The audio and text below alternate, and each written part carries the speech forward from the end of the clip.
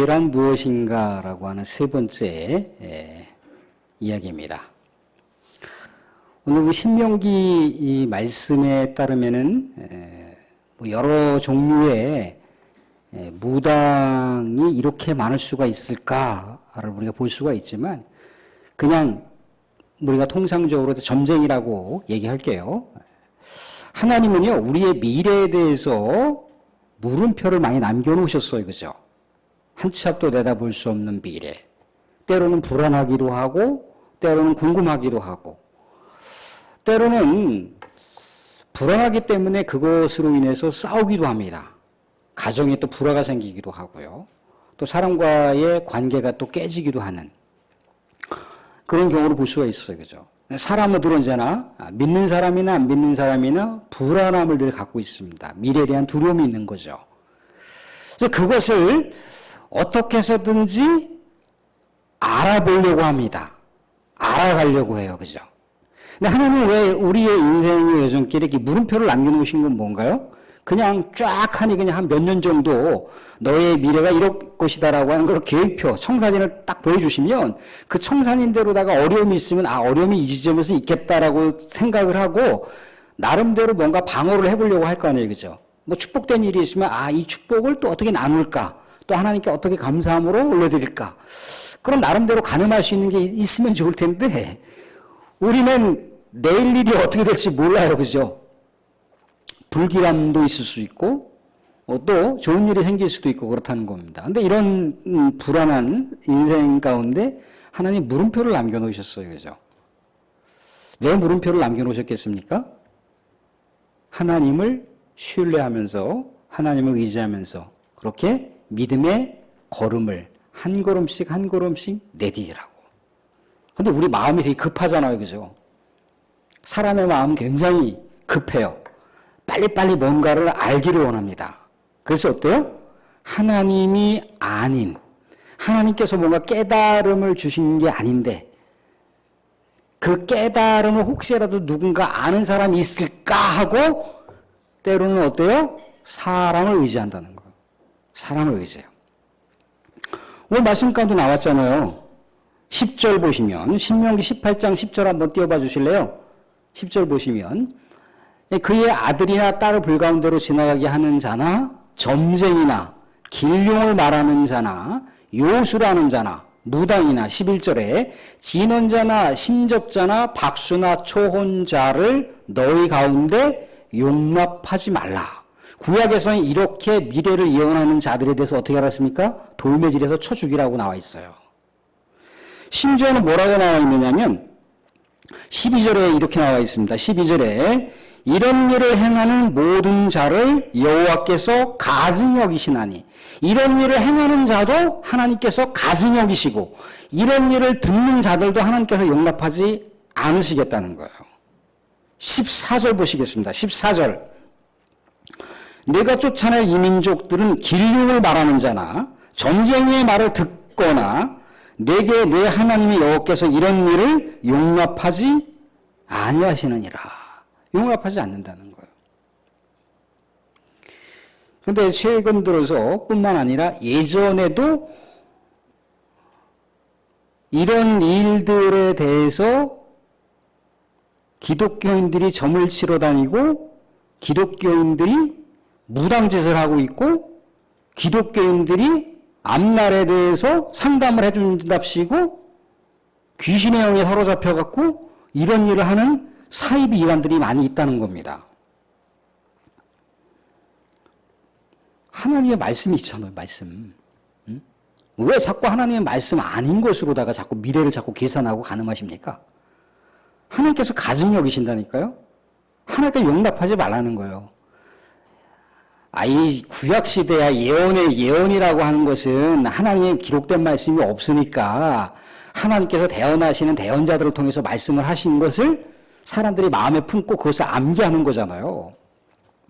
근데 이미 성경엔 다 기록이 되어 있어요. 하나님 말씀이 다 기록됐습니다. 기록됐다라고 하는 건 뭐예요? 이 말씀을 통해서 하나님께로 나아가라고. 하나님을 의지하고 살라고. 그래서 신약에서 얘기하는 예언은 뭐예요? 하나님의 말씀이에요. 하나님의 말씀. 예언이라고 하는 단어 자체가 미래를 막 이게 뭐 이렇게 가늠하고 계산하고 그게 아니라 하나님 말씀이 예언해요. 말씀. 하나님께서 가지고 여기시는 내용을 한번 우리가 볼게요. 우리 사울 시대에 사울이 하나님을 굉장히 거역을 했잖아요. 그죠? 그래서 이제 마지막 그가 블레셋 민족으로부터 굉장히 이제 위협을 당했습니다. 이스라엘이. 야, 이거 이제 마지막일 수 있겠다라고 하는 상황 가운데 이제 하나님의 말씀을 대언할 사무엘 선지자하고도 이미 거리가 멀어졌으니 하나님을 또 찾아갈 일이 묘연하잖아요. 그죠? 이미 사무엘 선지자는 죽었습니다. 그래서 이제 이스라엘의 이 풍전등화와 같은 미래가 어떻게 될 것인가를 하나님 앞에 눈물로 통곡하고 참회하고 금식하고 그랬다면 아마도 모르겠습니다. 또 하나님께서 어떠한 계획과 또 어떠한 인도하심이 있을지도 몰랐을지도 모르겠어요. 그런데 그 순간 누구를 찾아갑니까? 신접한 여자를 찾아가요. 무당을 찾아갑니다. 미래를 예언한다라고 하는 귀신의 영이 사로잡혀 있는 사람을 찾아가요. 그래서 이제 그 신접한 여자가 누구를 불러드립니까? 사무엘 선지자의 영을 불러드려요. 잘 들으셔야 됩니다. 하나님은 이런 거 싫어하신다고 그랬잖아요. 그죠? 분명히 싫어하신다고 그랬습니다. 하나님은 우리의 미래를 누구한테 맡기라는 거예요? 하나님한테 맡기라는 거예요. 그래서 그 미래를 모르지만 하나님을 의지하면서 나가야 된다는 거예요. 그런데 이 사울이 하나님을 의지하지 않고 이 신접한 자를 통해서 자신의 미래와 이스라엘의 미래를 가늠하고 있는 거예요. 그런데 이 신접한 여자가 사무엘의 영을 저 땅에서 끌어올려 드렸습니다. 그러면 이 사무엘 선지자의 영이 진짜 사무엘의 영입니까? 아니면 귀신의 영입니까? 귀신의 영이죠. 하나님 싫어하신다고 그랬잖아요. 그죠? 하나님을 싫어하는 거예요. 근데 귀신은요, 우리의 과거에 대해서 다 꿰뚫고 있어요. 그래서 전보러 가면은 누구 미래 이름을 적자하고 생년을 하고 뭐 이렇게 하면 귀신의 영이 싹 해서 알려줍니다. 신접한 사람에게 얘 과거는 이랬어.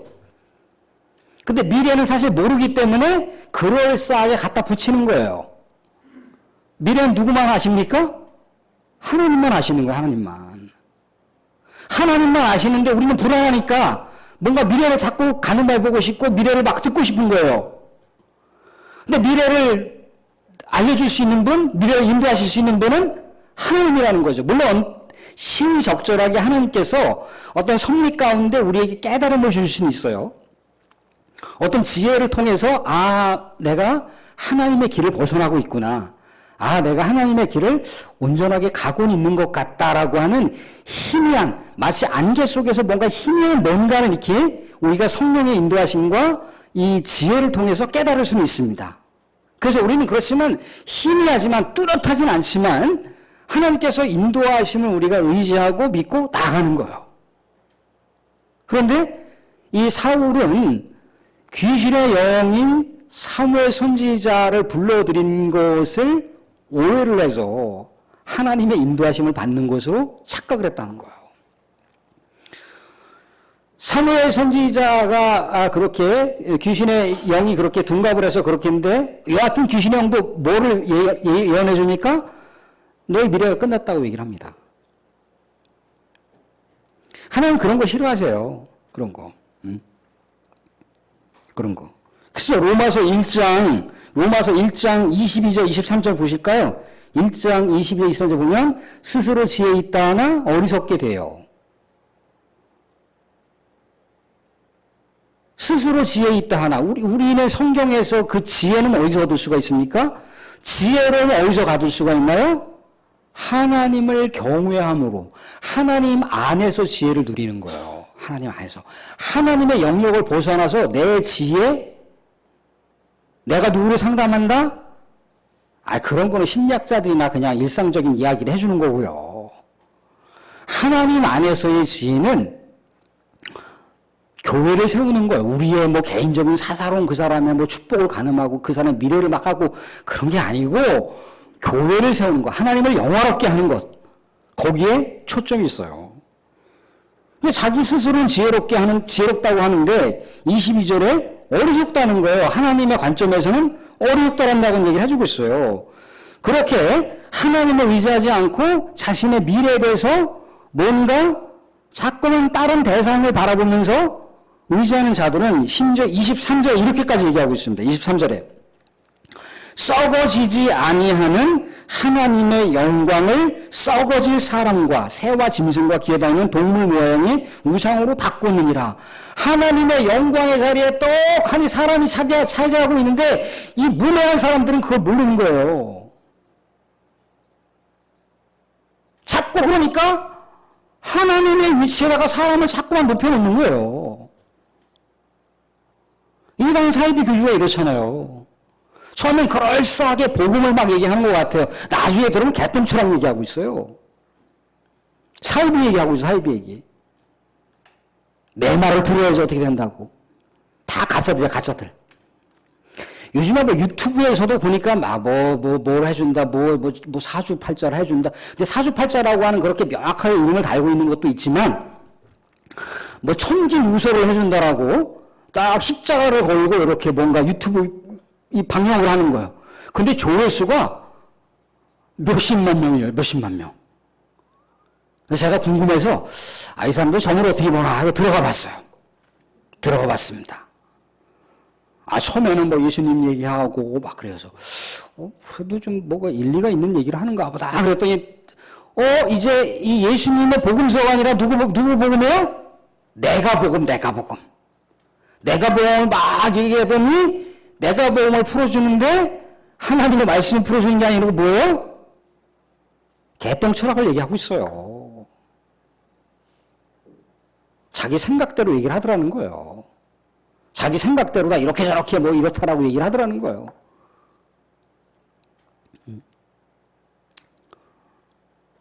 이런 게 오늘 시대의 팽배해요, 팽배해.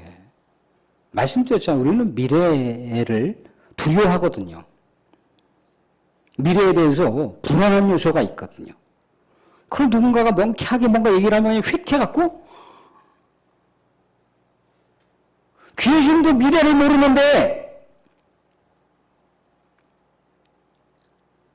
자꾸 왜 하나님의 영을 가로채는지. 그래서는 안 된다라고 하는 얘기를 해주고 있어요. 그게 죄예요, 죄. 그게 죄입니다. 여러분, 그게 죄예요. 그래서 심지어 1장 28절, 로마서 1장 28절 보시면 이렇게 나와 있어요. 그들이 마음에 하나님 두기를 싫어하며 하나님께서 그들을 그 상실한 마음대로 내버려 두사. 내버려 두신다는 거예요. 그런 일을 행하는 자나 그런 일에 빠지는 자는 그냥 내버려 두시는 거예요. 뭔가 하나님께서 따끔하게 뭔가 하시면 좋은데 내버려 두신다는 겁니다. 그런데 그런 일을 행하는 자들이 뭐 쭉 나열하고 있어요. 그죠? 쭉 나열하고 있습니다. 쭉 나열하고 있어요. 박수무당을 비롯해서 신접한 자를 비롯해서 쭉쭉쭉쭉 나와 있어요. 29절에 곧 불의, 추악, 탐욕, 악에 가득한 자, 시기, 살인, 분쟁, 사기, 악독, 수근수근하는 자. 이 수근수근, 우리 수근수근 되면 안 됩니다. 비방하는 자. 남 없는 데서 막 헐뜯고 비방하고 악담 퍼붓고 그러지 말라는 거예요. 32절에 뭐라고 그랬습니까? 32절에 로마서 1장 32절 보세요. 뭐라고 되어 있던가? 그들이 이 같은 일을 행하는 자는 어떻게? 사형에 해당한다고 제가 얘기합니까? 하나님께서.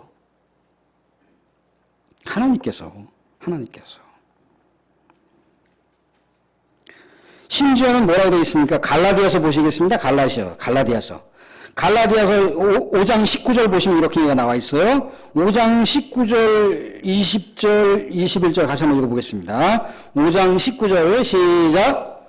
육체의 일은 분명하니 곧 음행과 더러운 것과 호색과 우상숭배와 주술과 원수 맺는 것과 분쟁과 시기와 분능과 당짓는 것과 분노람과 이단과 투기와 술 취함과 방탕함과 그 같은 것들이라 전에 너에게 경계한 것 같이 경계하노니 이런 일을 하는 자들은 뭐라고요? 하나님의 나라를 유업으로 받는다 받지 못한다? 받지 못한다. 제가 얘기하는 게 아니고 성경에서 기록하고 있습니다. 성경에서. 또 여러분들 화를 확 내시면서 아니 선목사가 우리한테 이렇게 저주를 퍼부어. 성경에서 얘기하고 있다니까요. 성경에서 이런 이야기가 쓰여 있는지 우리는 알고 있죠. 그죠? 알고 성경을 알으셔야 돼요. 그래서 자꾸 우리의 미래를 왜 누구한테 맡기려고 합니까? 하나님한테 맡겨야지. 박수무탕 같은 사람한테 맡기면 안 돼요. 하나님의 나라에 유업이 없어요. 그리고 마지막 시편 66편 보실래요? 이런 죄악, 하나님께서 싫어하시는 것, 하나님께서 미워하시는 것을 행하게 되면 어디까지 나가느냐면 시편 66편 18절 같이 한번 읽어보겠습니다. 시작. 내가 나의 마음에 죄악을 품었더라면 주께서 듣지 아니하시리라. 이런 마음을 품으면 안 들으신다는 거예요. 나 하나님한테 미래를 얘기하고 하나님한테 미래를 우리가 희미하지만 하나님 그래도 내가 하나님 딸이잖아요. 하나님 아들이잖아요. 두렵지만 뭔가 내 안에 불안한 요소가 있지만 뭔가 내 미래가 내 뜻대로 될 것 같지 않은 그런 예감이 불길하게 들지만 그래도 하나님 나보다 내 인생을 더 잘 알고 계시고 나보다 나의 이 내면의 모습과 내 성격과 나의 모든 상황 대처 능력을 잘 알고 계신 하나님께서 나를 인도하실 것을, 합당하게 인도하실 것을, 아버지에게 구하는 자들에게 좋은 것으로 구별하여 주실 것을 내가 믿고 나아갑니다. 혹여라도 어려운 일이 생길 때 내 이 어려운 일들을 잘 극복할 수 있는 성령의 힘을 주시고 내가 좋은 일이 생길 때 이것을 또 교회와 이웃들에게 나눌 수 있는 그런 기쁨을 주십시오. 라고 하면서 우리는 하나님께 이렇게 나아가야 돼요. 그런데 이렇게 하나님을 의지하지 않고 우리의 미래를 자꾸만 다른 것들에 현혹이 돼서 붙들고 살아가게 되면 뭐예요? 하나님께서 듣지 않으신다. 그래서 여러분들 이단과 사이비, 우리 나중에 이제 기회가 되면 이단과 사이비 이쪽에 사역하시는 분 이제 모셔다가 한번 우리 오후 예배 때 한번 이렇게 헌신 예배 때 한번 들으려고 하는데 이단과 사이비는요, 여러분들 구원이 없어요. 하나님의 진리의 말씀을 왜곡해버렸기 때문에, 틀어버렸기 때문에 구원의 진리의 길이 있잖아요. 그죠? 구원의 진리의 길이 있는데 이 구원의 질을 누가 딱 막은 거예요? 그 교주들이 막았어요. 그렇게 행하는 사람들이 막아버렸단 말이죠. 그러면 거기에는 구원이 없어요. 그래서 심각한 것이고 그래서 무시무시한 거예요. 그런데 우리가 알다시피 교회는 약점이 있어요. 사람이 모이는 곳이기 때문에 불완전한 요소가 있단 말이죠. 그죠? 이 불완전한 요소를 누가 잘 알고 있어요? 이단이 잘 알고 있고 사이비가 잘 알고 있고 또 그런 류의 일을 하려고 하는 사람들이 잘 알고 있어요. 그럼 그 약점을 건드려서 이용할 거 아니겠어요. 그죠? 그럴싸하게 위로해 준다고 하면서 그럴싸하게 내 마음이 네 마음을 이해하지 누가 이해하겠어 하면서 그럴싸하게 끌어당겨요. 그런 거에 너무 현혹되지 마세요. 하나님이 계시잖아요. 말씀이 있잖아요. 아까 말씀드렸죠? 말씀이 뭐라 그랬습니까? 말씀이 예언이에요. 말씀이 예언. 지식과 지혜가, 그 지식과 지혜의 은사가 뭐예요? 말씀의 은사. 그게 예언의 은사예요.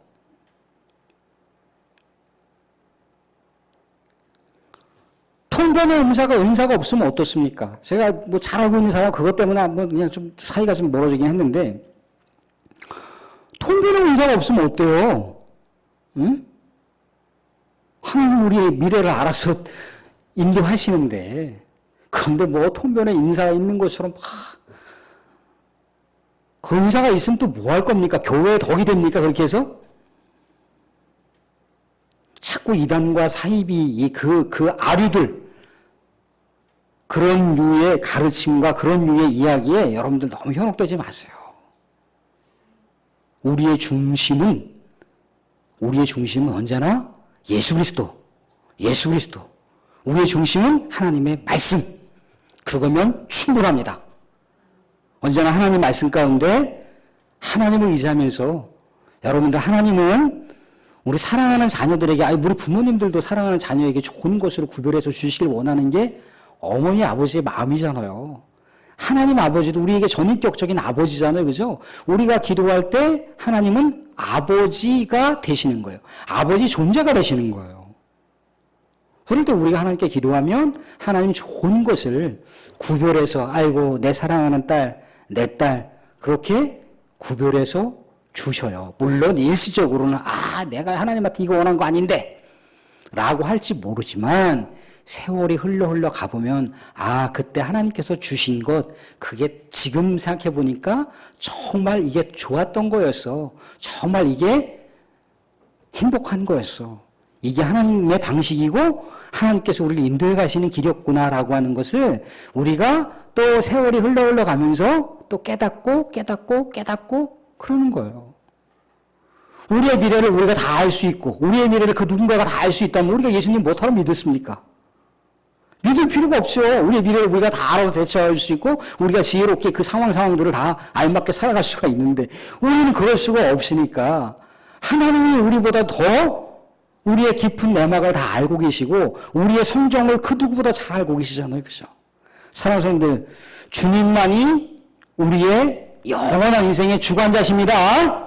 주님을 높이시고, 주님 안에서 말씀 붙들고, 우리의 인생은 하나님께서 든든하게 책임지신다 라고 하는 견고한 믿음을 가지시고 여러분들도 한 주간도 승리하실 수 있기를 바랍니다.